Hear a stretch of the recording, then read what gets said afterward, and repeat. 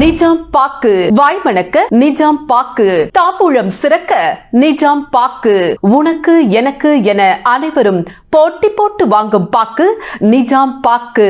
ஜலதோஷம், உடல் வலி, மூட்டு வலி, அனைத்து வலிகளுக்கும் ஒரே நிவாரணம், அஞ்சால் அலுப்பு மருந்து. இங்க ஒரே ரூல் தான், பணம். இந்த சமூகம் என்ன சொல்லுது? நீ பணக்காரனா இருந்தா உன்னை மதிப்பா, இல்லைன்னா மதிக்க மாட்டா. சிம்பிள். நீ எங்க வேணா வேலை செய்ய, எவன வேணா சொரண்டி தின்னு, காக்கா பொடி, அடிமையாரு, ஊழல் பண்ணு, லஞ்சம் வாங்கு, குத்து, அடி, மிரட்டு, கொலை பண்ணு, ரேப் பண்ணு, எத்தனை பேர் வயத்த வேணாலும் மீதி, எவ்வளவு பேர் வேணாலும் முட்டாளாக்கு, பல்லாயிரக்கணக்கான லட்சக்கணக்கான கோடிக்கணக்கான பணத்தை வேணா கொள்ளையடி, யாரும் இன்னும் தூக்கி போட்டு மிதிக்க மாட்டாங்க. ஏன்னா இந்த சமூகத்துல ஒரே ஒரு விதிதான், நீ பணம் சம்பாதிச்சா இந்த சமூகம் உன்னை மதிக்கும், நீ பணம் சம்பாதிக்கலன்னா இந்த சமூகம் உன்னை மதிக்காது. சிம்பிள். உனக்கு ஒரு சொந்த வீடு இல்லைன்னா உன் பொண்டாட்டி கூட பிரச்சனை வரும். உன் சொந்தக்காரங்க யாரும் உன்னை மதிக்க மாட்டாங்க.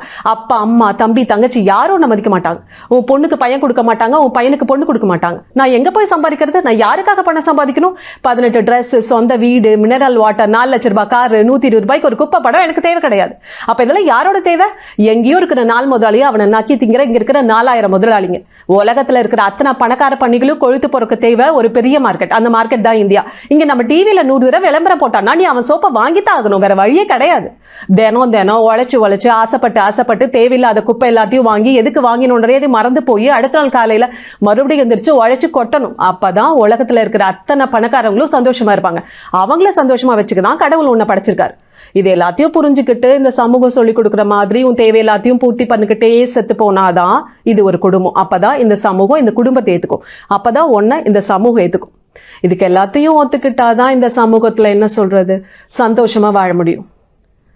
இப்படி ஒரு குப்பை வாழ்க்கை வாழ்றதுக்கு எய்ட்ஸ் செத்து போலான்ற திருநெல்வேலி பசங்கள்லாம் எங்க காலேஜ்ல படிக்கும்போது திடீர்னு என்ன பண்ணிட்டான், அவன் பர்ஸை கிளாஸ் ரூம்ல விட்டுட்டு போயிட்டான். நான் மேல இருந்து கீழே வந்துட்டு இருக்கேன் வீட்டுக்கு போறதுக்கு. அவன் திடீர்னு ஓடி வரான், மேம் என்னோட பர்ஸை மேல வச்சுட்டேன் அப்படின்னா. அப்படியா, என்னத்துக்கு பர்ஸை மேல வச்ச? ஏன் விட்டுட்டு போனேன் அப்படின்னு நான் கேட்டேன். ஏன்னா என்ன மாதிரி பேசுறியா, நீ ஈரோடுல பின்ன எதுக்கு என்ன மாதிரி பேசுறிய அப்படின்னா. நான் ஈரோடுல இருந்து அப்புறம் நீ திருநெல்வேலி இருந்து இங்க நீ ஈரோடு வேற பேசாம போடுனே, அப்புறம் நான் ஏன் திருநெல்வேலி மாதிரி பேசக்கூடாது, பர்ஸ் மேல இருக்கு, யாராவது எடுத்துக்கு வர போறாங்க, எவ்வளவு பணம் வச்சிருந்தாலே அப்படின்னு. நான் என்ன எவ்வளவு பணம் வச்சேன்னு தெரியல, ஆனா பர்ஸ் பாருங்க மேல விட்டுட்டு வந்துட்டு பாருங்க அப்படின்னா. அப்புறம் மேல ஆயமா இருக்கிறாங்க, போங்க, ஆயமெல்லாம் பூ படத்தை எடுக்க மாட்டாங்க, போங்க. அப்பதான் தெரியும் ஃப்ளோல பாருங்க நமக்கெல்லாம் திருநெல்வேலி பாஷை வருது. என்னன்னு இப்படி ஈரோட்டுக்கு தனியா என்ன ஸ்லாங்னா அது என்ன சொல்றதுன்னு எனக்கு தெரியல. இப்ப திடீர்னு நீங்களே என்ன சொல்லுவீங்க, சவுத் சைடு நார்த் சைடு போயிட்டாங்கன்னு சொல்லுவீங்க. நாங்க என்ன சொல்லுவோம், மாம் வடக்கு போயிடுச்சு, மாம் தெற்கு போயிடுச்சு, தெப் திரும்பி வருன்னு எனக்கு தெரியலைங்க, சோமரங்களம் திரும்பி வருன்னு நினைச்சிட்டு இருந்தேங்க.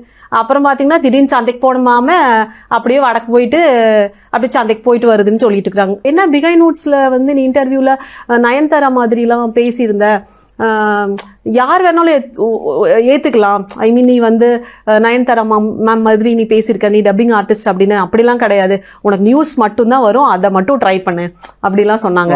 அப்படிலாம் சொன்னாங்க. நயன்தாரா மேடமே ஏத்துக்கிட்டாலும் அவரே நயன்தாரா மேமே ஏத்துக்கிட்டாலும் என்ன அவங்க ஏத்துக்க மாட்டாங்க போல. சோ அப்போ எனக்கு சேலஞ்சிங்கா ஒரு 2 மினிட்ஸ் எனக்கே அப்படியா நம்ம டப்பிங்க்கு ஃபிட்டான ஆள் கிடையாதா, நீ வாய்ஸ் ஓவர் பண்ணுங்க, எலெக்ஷன் வாய்ஸ் ஓவர் எல்லாம் பண்றீங்க அதெல்லாம் பண்ணுங்க, இந்த மாதிரி எல்லாமே பண்ணுங்க, ஆனா டப்பிங்லாம் ட்ரை பண்ணிடாத, you are not fit for dubbing அப்படின்னு சொன்னவங்க ஈவன் இந்த பிஹைண்ட் நோட்ஸ் வைரல் வீடியோக்கு அப்புறம் சொன்னவங்களும் இருக்காங்க.